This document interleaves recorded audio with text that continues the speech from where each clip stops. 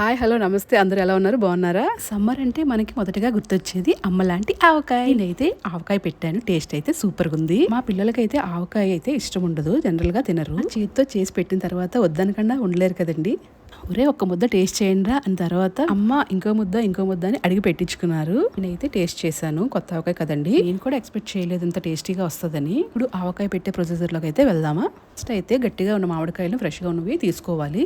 నేను తీసుకున్న కాయలు అయితే కలర్ ఎల్లోగానే ఉన్నాయి, కానీ చాలా పుల్లగా ఉన్నాయి. పచ్చడికి అయితే పర్ఫెక్ట్. అయితే కాయల్ని శుభ్రంగా కడుక్కొని ముక్కల్ని మీడియంగా లేదా స్మాల్గా అలా కట్ చేసుకొని క్లాత్ పైన అయితే ఇలా ఆరబెట్టుకోవాలి. ఆరబెట్టి చక్కగా తుడుచుకోవాలి. అయితే 2 కేజీలు మామిడికాయలు తీసుకున్నాను పచ్చడికి. ఒక ప్యాన్ తీసుకొని 50 గ్రామ్స్ మెంతులు, 200 గ్రామ్స్ ఆవాలు, ఒక 25 గ్రామ్స్ జీలకర్ర బాగా వేయించుకొని పక్కన పెట్టుకోవాలి.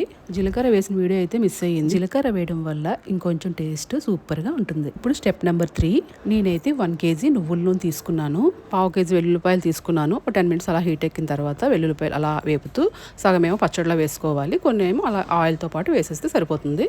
తుడిచిపెట్టిన ముక్కల్లో కొంచెం ఆయిల్ వేసుకోవాలి. జనరల్గా అయితే అందరూ పల్లీల నూనె తీసుకుంటారు ఆవకాయ పచ్చడికి, నేనైతే నువ్వుల నూనె తీసుకున్నాను. ముక్కల్లో ఆయిల్ వేయక ముందు తేమగా లేకుండా చూసుకోండి.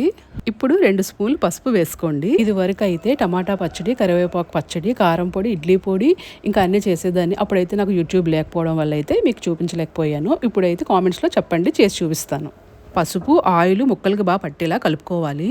నెక్స్ట్ స్టెప్ ఏంటంటే 2 కేజీలు మామిడికాయలు కాబట్టి 250 గ్రామ్స్ కారం తీసుకోవాలి. మీకు ఆవకాయ పచ్చడి కలర్ఫుల్ గా కావాలి అంటే ఒక 200 గ్రామ్స్ కారం తీసుకొని 50 grams Kashmiri red chilli powder అయితే వాడండి. పచ్చడి అయితే సూపర్ కలర్ వస్తుంది. ఇందాక ఫ్రై చేసుకున్న జీలకర్ర, ఆవాలు, మెంతులు ఫైన్ గా మిక్సీ పట్టుకోవాలి. చాలా మంది వేరేగా మిక్సీ పడతారు, మీకు టైం సేవింగ్ కి ఒకసారి కూడా కలిపి పట్టుకోవచ్చు. 1/2 కేజీ కారం తీసుకున్నాను కాబట్టి ఈక్వల్ గా సాల్ట్ కూడా 1/2 కేజీ తీసుకోవాలి. మనం యాడ్ చేసుకున్న మిశ్రమాలన్నీ ముక్కకి బాగా పట్టేలా బాగా కలుపుకోవాలి. ఒకప్పుడు అమ్మమ్మలు నానమ్మలు ఆవకాయని పట్టాలంటే చాలా ఎక్కువ శ్రమ పడేవాళ్ళు. శ్రమ అంటే అన్ని దంచుకొని చేయడం అంటే కష్టం కదండి. అప్పట్లో ఒక ఇంట్లో ఆవకాయ పడితే అందరికీ పంచేవాళ్ళు. ఇప్పుడు అన్ని సామాన్లు అందుబాటులో దొరుకుతున్నాయి కాబట్టి ప్రతి ఇంట్లో ఆవకాయ సులువుగా పెట్టుకోగలుగుతున్నారు. లైట్ గా మరిగించి చల్లార్చిన ఆయిల్ ని ముక్కల్లో కలపాలి. ఇలా మిక్స్ చేసుకోవడంతో పచ్చడికి లాస్ట్ స్టెప్. ఆవకాయ అనేది మన ఎమోషన్. అమ్మలాంటి ఆవకాయ మనం ఇష్టంతో చేసుకోవాలి, కష్టం అనిపించదు.